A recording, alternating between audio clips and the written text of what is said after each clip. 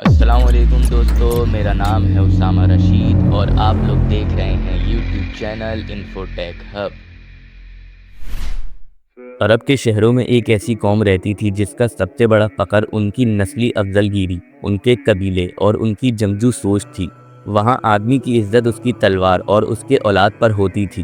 دین صرف بت پرستی کا تھا اور حقیقت یہ تھی کہ لوگوں کی زندگیاں ظلم، اندھیرے اور جہالت سے بری ہوئی تھیں۔ کسی بیٹی کا پیدا ہونا شرم کا سبب ہوتا تھا۔ عورت صرف معاشرے کی ایک بے آواز حصہ تھی جس کی کوئی عزت نہ تھی۔ اس وقت رومن اور پرشین سلطنتیں اپنی طاقت کے نشے میں چور تھیں۔ حکمران اپنے آپ کو عقل کا مرکز سمجھتے تھے اور لوگوں پر مذہبی اور سیاسی دباؤ سے راج کرتے تھے۔ پرشین سلطنت میں شہنشاہ کو خدا کا سایہ کہا جاتا تھا، جہاں عام آدمی صرف ایک مظلوم اور مصروف غلام تھا۔ یہ دونوں سلطنتیں انسانیت پر ترس نہیں کھاتی تھیں۔ ان کا نظام بدماشی، جبر اور خاص طبقے کے لیے فائدے کا نظام تھا۔ ایسے اندھیرے میں اللہ نے روشنی بھیجی، ایک پیغام کے ذریعے جو حضرت محمد صلی اللہ علیہ وسلم کے دل پر اتارا گیا تھا۔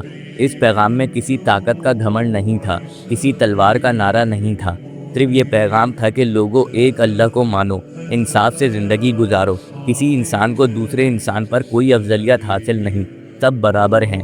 یہ پیغام کسی لشکر کے ذریعے نہیں آیا تھا، یہ پیغام کسی تاجدار کے محل سے نہیں اترا تھا، یہ پیغام ایک یتیم شخص کے ذریعے آیا جو غلام کے ساتھ بیٹھتا، فقیروں کے ساتھ کھاتا اور اپنے دشمنوں کے لیے بھی دعا کرتا۔ مگر یہ پیغام ان لوگوں کو زہر لگتا تھا جو اپنے فائدے کے لیے لوگوں کو گمراہ کرتے تھے۔ قریش کے سردار جو مکہ کے بادشاہ سمجھے جاتے تھے، یہ کیسے برداشت کرتے کہ ایک عام شخص لوگوں کو برابری کا پیغام دے؟ وہ کیسے برداشت کرتے کہ لوگ ان کے بتوں کو چھوڑ کر اللہ کی عبادت شروع کر دیں؟ یہ پیغام ان کے تجارت، سیاست اور حکومت دونوں کے لیے خطرہ تھا۔ اسی لیے ظلم کا سلسلہ شروع ہوا۔ حضرت بلال رضی اللہ تعالیٰ عنہ کو تپتی ریت پر گھسیٹا گیا۔ حضرت عمار رضی اللہ تعالیٰ عنہ کے والدین کو ان کی آنکھوں کے سامنے شہید کیا گیا۔ رسول اللہ صلی اللہ علیہ وسلم پر قتل کے منصوبے بنائے گئے، مگر یہ سب برداشت کیا گیا۔ جواب میں نہ تلوار اٹھائی گئی، نہ بددعا کی گئی۔ رسول اللہ صلی اللہ علیہ وسلم اور ان کے ساتھی جب ظلم کی انتہا برداشت کر چکے تھے تو اللہ نے ہجرت کا حکم دیا۔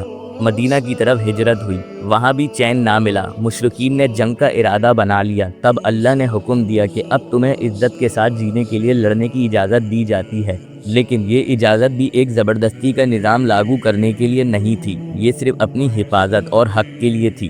اسلام کا نظام یہ نہیں تھا کہ تلوار اٹھا کر لوگوں کے گلے پر رکھ دی جائے۔ اسلام کا نظام یہ تھا کہ لوگ حق پہچانیں اور پھر اپنے دل سے اس کو مانیں۔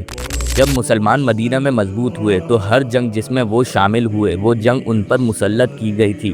بدر، احد، خندق، یہ سب جنگیں صرف سیلف ڈیفنس کے لیے تھی۔ جب مکہ مسلمانوں کے ہاتھ آیا تو اس وقت چاہتے تو ہر دشمن کی گردن اڑا دی جاتی، لیکن رسول اللہ صلی اللہ علیہ وسلم نے کہا کہ تم سب آزاد ہو۔ یہ وہ لوگ تھے جنہوں نے ان کے دانتوں کو توڑا، ان کے جسم پر پتھر برسائے اور ان کو شہر چھوڑنے پر مجبور کیا گیا، پھر بھی کوئی تلوار نہ چلائی گئی۔ جب مسلمانوں نے رومن اور پرشین سلطنتیں گرائیں تو ان کا نظام ظلم پر مبنی تھے، ان میں انصاف نہیں تھا، ان میں صرف چند افراد کے حق میں قانون تھا۔ اسلام نے وہاں کی عوام کو انصاف دیا، کوئی بھی گرجا گھر نہیں گرایا گیا۔ کہانیاں بنائی گئی کہ مسلمان آئے اور تلواروں نے سب کچھ قبول کروایا، لیکن تاریخ گواہ ہے کہ مسلمانوں کے تحت رہنے والے ہندو، سکھ، یہودی، نصرانی اپنے دین پر قائم رہے۔ اگر اسلام تلوار سے پھیلتا تو آج ہندوستان میں کوئی دوسرا مذہب زندہ نہیں ہوتا۔ چائنا، جاپان، انڈونیشیا، ملیشیا اور افریقہ کے بے شمار علاقے ایسے ہیں جہاں اسلام کسی جنگ سے نہیں گیا، وہ تو تاجروں کے اخلاق، بزرگوں کے اخلاق اور تعلیم سے گیا، اور آج بھی اسلام لوگوں کے دل میں اخلاق سے بسا ہوا ہے۔ یہ کہنا کہ اسلام تلوار سے پھیلا ہے، یہ ان لوگوں کی بات ہے جو نہ قرآن سمجھتے ہیں نہ تاریخ۔ قرآن صاف کہتا ہے دین میں کوئی زبردستی نہیں ہے، اور رسول اللہ صلی اللہ علیہ وسلم کی زندگی اس آیت کا جیتا جاگتا ثبوت تھی۔ حضرت عمر رضی اللہ تعالیٰ عنہ جب بیت المقدس پہنچے تو ان کا واقعہ تاریخ میں روشن مثال بن گیا۔ اس وقت کے نصرانی رہنما نے اپنے گرجا گھر میں نماز پڑھنے کی آپ کو دعوت دی، لیکن آپ نے قبول نہیں کی، صرف اس لیے کہ مسلمان بعد میں اس جگہ کو مسجد نہ بنا لیں۔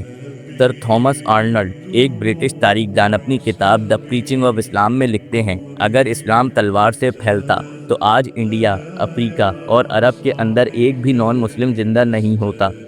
दूसरी तरफ डी लीसी ओ लेरी लिखता है, by a very famous historian by the name of Deleuze O'Leary in the book Islam at the Crossroad on page number 8. History makes it clear that the legend of fanatical Muslims sweeping across the world, forcing Islam at the point of the sword over conquered races, is the most fantastic myth that historians have ever repeated. यानी गैर मुस्लिम मौरद भी ये मानते हैं कि इस्लाम ने कभी ज़बरदस्ती नहीं की। आज भी इस्लाम दुनिया का सबसे तेज़ तरीन फैलने वाला दीन है, लेकिन आज किसी मुस्लिम मुल्क की फ़ौज किसी दूसरे मुल्क में जंग नहीं कर रही। फिर इस्लाम क्यों फैल रहा है? अमेरिका, यूरोप, ऑस्ट्रेलिया, इन जगहों में लोग कुरान का तर्जुमा पढ़ते हैं, इस्लाम के आदाब और इखलाक देखते हैं और फिर इस्लाम कबूल कर लेते हैं। क्रिश्चियन स्कॉलर, यूनिवर्सिटी प्रोफेसर और सोशल वर्कर सब इस्लाम की तालीमात से मुतासिर होते जा रहे हैं। तलवार का जिक्र सिर्फ उस वक्त होता है जब दिल तारीख से खाली होता है। जो इस्लाम के सिर्फ जंग से पहचाने, उन्हें कुरान, हदीस और तारीख दोबारा देखनी चाहिए।